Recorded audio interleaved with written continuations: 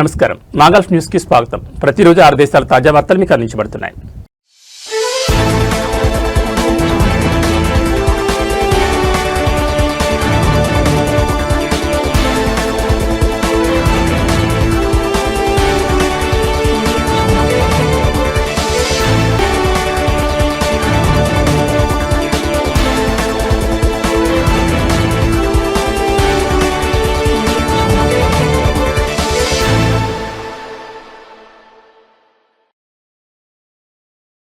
CBSE 12వ తరగతి ఫలితాలు 2026 కోసం స్టూడెంట్స్, పేరెంట్స్ ఎదురు చూస్తున్నారు. అయితే మూల్యాంకన ప్రక్రియ చివరి దశలో ఉండడంతో ఫలితాలు ఏప్రిల్ నెలాఖరుకు ముందే ప్రకటిస్తారనే అంచనాలు పెరుగుతున్నాయి. మరోవైపు ఇది యూనివర్సిటీ ప్రవేశాలు మరియు తక్షణ తదుపరి అడుగులను నిర్దేశించే ఒక కీలకమైన ఘట్టమని పేరెంట్స్ ఆందోళన చెందుతున్నారు. అదే సమయంలో ఆన్లైన్లో ఫలితాలకు సంబంధించి అనేక కథనాలు పేరెంట్స్లో కంగారు పెట్టిస్తున్నాయి. దీంతో అధికారిక అప్డేట్లపైనే పేరెంట్స్ దృష్టి పెట్టాలని విద్యావేత్తలు సూచిస్తున్నారు.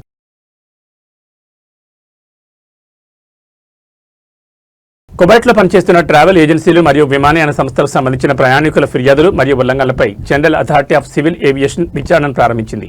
ప్రయాణికులు సమర్పించిన ఫిర్యాదులను, అలాగే పర్యాటక కార్యాలయాలు, ట్రావెల్ ఏజెన్సీలు మరియు విమానయాన సంస్థలపై మార్కెట్ ఇన్స్పెక్టర్లు నమోదు చేసిన ఉల్లంఘనలను సమీక్షించడానికి తమ ఫిర్యాదులు మరియు మధ్యవర్తిత్వ కమిటీ 2026 6వ సమావేశాన్ని నిర్వహించిందని ఆ సంస్థ ఒక ప్రకటనలో తెలిపింది.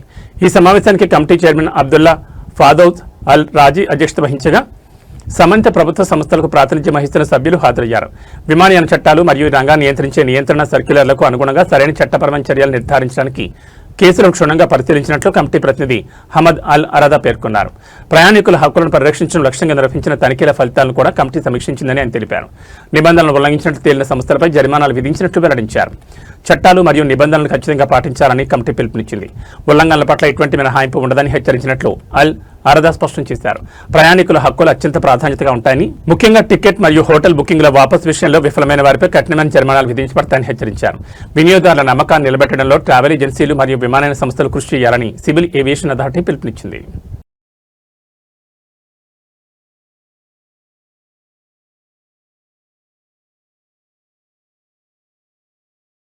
గల్ఫ్ సహకార మండలి సుప్రీం కౌన్సిల్ సంప్రదింపుల శిఖరాగ్ర సమావేశంలో పాల్గొనే బహ్రెయిన్ ప్రతినిధి బృందానికి కింగ్ హమద్ బిన్ ఇసా అల్ ఖలీఫా నేతృత్వం వహిస్తున్నారు. ఈ మేరకు ఆయన తన ప్రతినిధి బృందంతో సౌదీ అరేబియాకు చేరుకున్నారు. జడ్డాకు చేరుకున్న కింగ్ హమద్ ప్రతినిధుల బృందానికి సౌదీ యువరాజు మరియు ప్రధానమంత్రి మహమ్మద్ బిన్ సల్మాన్ స్వాగతం పలికారు. ఈ స్వాగత కార్యక్రమంలో మక్కా ప్రాంతం డిప్యూటీ గవర్నర్ యువరాజ్ Saud bin Mishal bin Abdul Aziz, Jeddah governor Saleh Al Turki, బహ్రెయిన్లోని సౌదీ రాయబారి నయఫ్ బిన్ బందర్ అల్ సుదైరీతో పాటు పలువురు సీనియర్ సౌదీ అధికారులు కూడా పాల్గొన్నారు.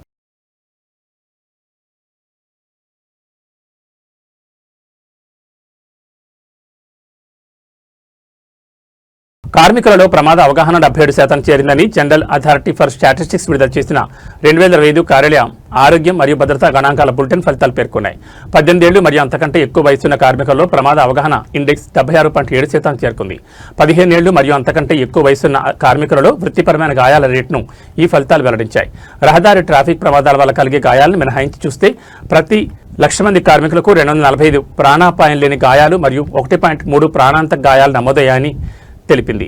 51.8% మంది కార్మికులు తమ యజమానులు నివారణ చర్యలు తీసుకున్నారని నివేదించగా 46.6% మంది రోజువారీ పని పనులను సులభతరంగా చేయడానికి కనీసం ఒక చొరవైన ఉందని పేర్కొన్నారు. అలాగే 34.5% మంది తమ వ్యక్తిగత ఆరోగ్యానికి సంబంధించి యజమాని అందించిన కనీసం ఒక వనరైనా అందుబాటులో ఉందని తెలిపారు. కార్యాలయ వాతావరణంలో రోజుకు కనీసం 4 గంటల పాటు ఎక్కువ సమయం నిలబడి పనిచేయడం అత్యంత సాధారణ ప్రమాదమని ఈ బులెటిన్ వెల్లడించింది. ఆ తర్వాతి స్థానంలో అలసట లేదా తమ సామర్థ్యానికి మించి పనిచేయడం ఉంది. గత 12 నెలల్లో పనికి సంబంధించిన ఆరోగ్య సమస్యల విషయానికి వస్తే పని ఒత్తిడి 6%తో మొదటి స్థానంలో నిలిచింది. ఆ తర్వాతి స్థానంలో దృష్టి సంబంధిత సమస్యలు 3% ఉన్నాయి.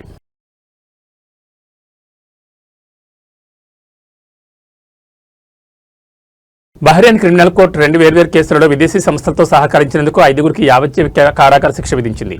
బహ్రెయిన్ వ్యతిరేకంగా ఇరాన్ రెవల్యూషనరీ గార్డ్ కార్ప్స్ సహకరించినందుకు ఈ 2 కేసుల్లో 2 ఆఫ్ఘన్ జాతీయులు మరియు 4 పౌరులతో సహా 6గురిపై అభియోగాలు నమోదు చేశారు. కోర్టు 5 నిందితులకు యావజ్జీవ కారాగార శిక్ష విధించగా ఒక నిందితుడిని నిర్దోషిగా విడుదల చేసింది. శిక్ష అనుభవించిన తర్వాత ఆఫ్ఘన్ నిందితులను దేశం నుంచి శాశ్వతంగా బహిష్కరించాలని ఆదేశించింది. General director of criminal investigation and forensic science దర్యాప్తు వివరాల ప్రకారం IRGC నిందితులలో ఒకరైన ఆఫ్ఘన్ జాతీయుని సంప్రదించింది. బహ్రెయిన్లో తమ ప్రణాళికలను అమలు చేయడానికి అతన్ని నియమించుకుంది. దేశంలోని కీలకమైన మరియు ముఖ్యమైన ప్రాంతాలను సందర్శించి వాటిని ఫోటోలు తీయడం మరియు వాటి గురించి సమాచారం సేకరించడం వంటి గూఢచర్య సంబంధిత పనులను అతనికి అప్పగించారు. నిందితుడు ఐఆర్జీసీ నుండి డబ్బు తీసుకుని తన జాతీయతకు చెందిన రెండవ నిందితుడిని సదరు సంస్థ ప్రయోజనం కోసం ఆ గూఢచర్య కార్యకలాపాల్లో తన సహాయం చేయడానికి నియమించుకున్నాడు. అలాగే ఇరాన్లో పరారీలో ఉన్న పౌరుడైన ఒక నిందితుడిని నియమించుకుని దేశానికి వ్యతిరేకంగా తమ లక్ష్యాలను నెరవేర్చుకోవడానికి అతన్ని ఒప్పించి నిఘా సమాచారాన్ని సేకరించింది. నివేదికలు అందిన వెంటనే పబ్లిక్ ప్రాసిక్యూషన్ ఈ రెండు సంఘటనలపై తన దర్యాప్తును ప్రారంభించింది. స్వాధీనం చేసుకున్న ఎలక్ట్రానిక్ పరికరాలను పరిశీలించడానికి సాంకేతిక నిపుణులను నియమించింది. నిందితులు ఐఆర్జీసీకి అందించిన డేటా మరియు సమాచారం ప్రాథమిక ఆధారాలను సేకరించి కోర్టుకు సమర్పించింది. సాక్ష్యాలను పరిశీలించిన కోర్టు నిందితులను దోషులుగా నిర్ధారించి యావజ్జీవ కారాగార శిక్ష విధిస్తూ తీర్పును వెలువరించింది.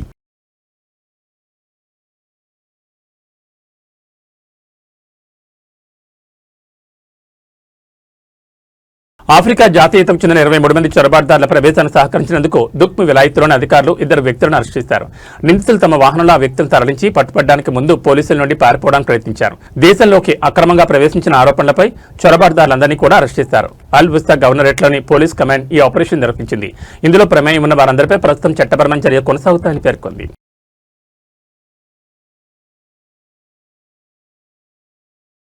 ఇవి మా గల్ఫ్ న్యూస్ విశేషాలు. మరో బులెటిన్ మళ్ళీ కలుసుకుందాం. నమస్కారం.